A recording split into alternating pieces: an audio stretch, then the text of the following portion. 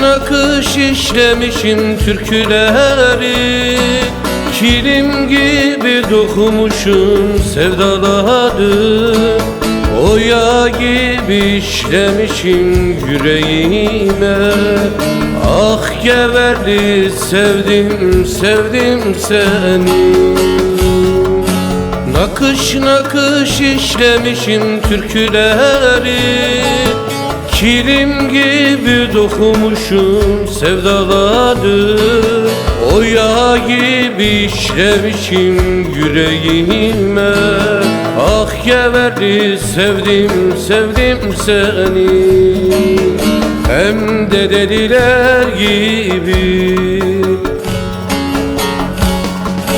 yüksek ovavan arası, İçimde iyileşmez yarası, aklımın kaldı yarısı.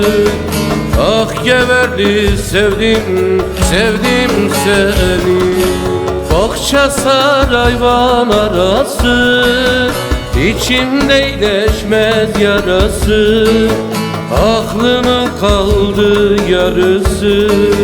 Ah Ercişli sevdim, sevdim seni.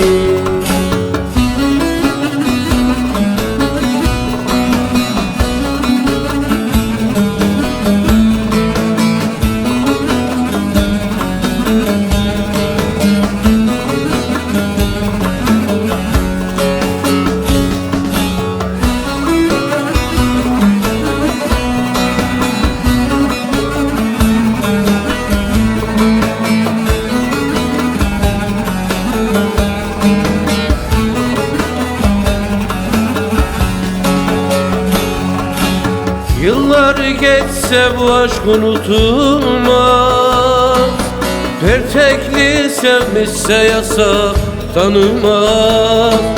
Dersimli'den ihanet asla olmaz. Ah geverdi sevdim, sevdim seni. Yıllar geçse bu aşk unutulmaz, pertekli sevmişse yasak tanımaz. Dersimli'den ihanet asla olmaz. Ah geverdi sevdim, sevdim seni.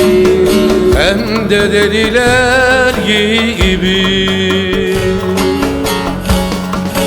bahçe sarayvan arası, İçimde iyileşmez yarası, aklımın kaldı yarısı.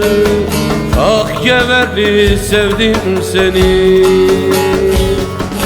Yüksek ovavan arası, İçimde iyileşmez yarası, aklımın kaldı yarısı.